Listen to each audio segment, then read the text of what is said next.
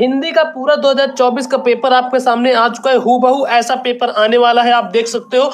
801 DA code का है हिंदी का पेपर, जो कि आपका 22 तारीख का 22 फरवरी को जो पेपर है, पूरा वायरल पेपर आपके सामने मैं ला चुका हूं।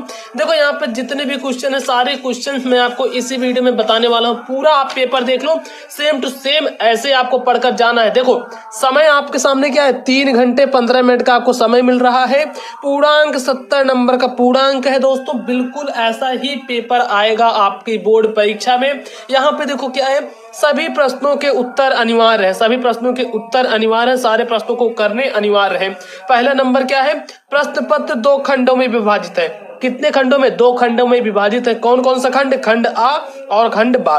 उसके बाद दूसरा क्या है, खंड आ में 20 नंबर के बहुविकल्पी मतलब MCQ मल्टीपल चॉइस क्वेश्चन दिए गए हैं। और थर्ड है खंड बा में 50 अंक के वर्णनात्मक प्रश्न दिए गए हैं। क्या दिए गए हैं? 50 नंबर के वर्णनात्मक प्रश्न दिए गए हैं और सभी प्रश्नों करने के अनिवार्य हैं।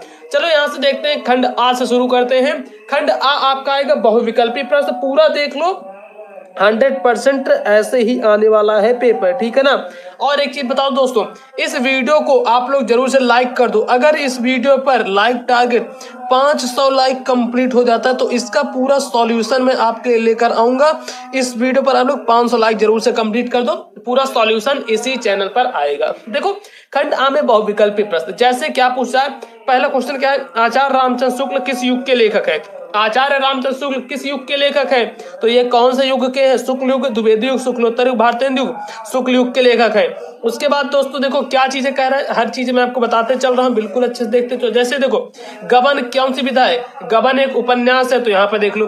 कंकाल के लेखक कौन है? कंकाल के लेखक कौन है दोस्तों? जयशंकर प्रसाद है, तो लिख दो। कलम का सिपाही किसकी कृति है? अमृत राय की है, तो ये देख लो। शुक्ल युग की समयावधि क्या है? 1919 से 1938 ईस्वी तक। फिर साकेत के रचनाकार कौन है? मैथिली शरण गुप्त। उसके बाद महादेवी वर्मा कवित्री है, किस युग की कवित्री है? आप लोग इसको बताओगे, मुझे कमेंट बॉक्स में चाहिए कि आप लोग, मैं इसमें 2-4 क्वेश्चन आपको दूंगा। जैसे गंगा लहरी रचना है किसकी है? पद्माकर की। उसके बाद है आधुनिक काल की समय सीमा 1843 से अब तक की। पूरा ऐसे इसको तैयार करके जाना है। फिर देखो 10वां नंबर क्वेश्चन क्या है, महादेवी वर्मा की रचना नहीं है, इनमें से कौन सी महादेवी वर्मा की रचना नहीं है? निहार, सांध्य गीत, युगांत, दीपशिखा। इसको आप मुझे कमेंट बॉक्स में बताओ, ठीक। आप ऐसे बताना, जैसे मैंने आपको 7वां दिया था तो लिख देना 7वें का जो भी आंसर सही रहेगा ABCD। 10वां है तो लिख देना 10वें का ये। ऐसे करके मुझे कमेंट में आपका आंसर चाहिए, ताकि मैं भी जान सकूं कि आपकी तैयारी किस लेवल पर हुई है, आप किस लेवल पर अपनी बोर्ड एग्जाम की तैयारी कर रहे हो। क्या आप लोग बिल्कुल तैयारी ही नहीं कर रहे हो? तो ये चीजें नहीं होनी चाहिए। देखो 11 नंबर क्वेश्चन क्या है, हास्य रस का स्थायी भाव है। हास्य रस का स्थायी भाव क्या है? रति, हास, विस्मय, निर्वेद। देखो हास्य रस का स्थायी भाव होगा हास होगा। उसके बाद है पीपर, पात, सरिस, मंडोला। उपयुक्त पंक्ति में अलंकार, रूपक, उपमा, उत्प्रेक्षा, अनुप्रास। इसमें एक और पीपर, पात, सरिस, मंडोला, उपमा, अलंकार। फिर है 13 नंबर, सोरठा छंद में चरण होते हैं। सोरठा छंद में कितने चरण होते हैं? 4 चरण होते हैं। एक उपदेश शब्द में प्रयुक्त उपसर्ग, उपदेश में उप होगा, ये देखो थर्ड वाला, ये सही होगा। 15 नंबर क्वेश्चन है, प्रत्यय के भेद है। प्रत्यय के कितने भेद होते हैं? 2 भेद होते हैं। हानि लाभ में समास, हानि लाभ का इसका संधि विच्छेद क्या हो जाएगा दोस्तों? इसका संधि विच्छेद अगर आप करोगे तो ये हानि और संधि विच्छेद नहीं, सॉरी, इसका समास विग्रह, हानि और लाभ।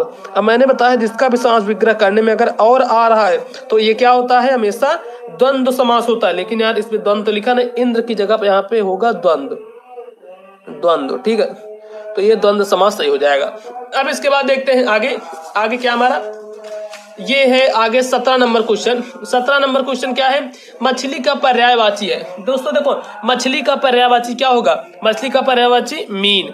फिर यद्यपि में कौन सी संधि है? यड़ संधि है। मधु शब्द का द्वितीय विभक्ति। ये दोस्तों ये दोनों आप लोग इसको ढूंढना, इसको पढ़ने से आपको काफी ज्यादा नॉलेज मिलेगी। क्योंकि देखो आप ऐसे मैं बता दूंगा द्वितीय विभक्ति बहुवचन, तो आप ऐसे तैयार कर लोगे, लेकिन जब आप पढ़ोगे तो उसी प्रकार के आपको क्वेश्चंस मिलेंगे जो कि आपको देखना रहेगा। तो देखना 20 बहुविकल्पी क्वेश्चन है, इसमें से आपका कितना सही था आप लोग मुझे कमेंट बॉक्स में बताना।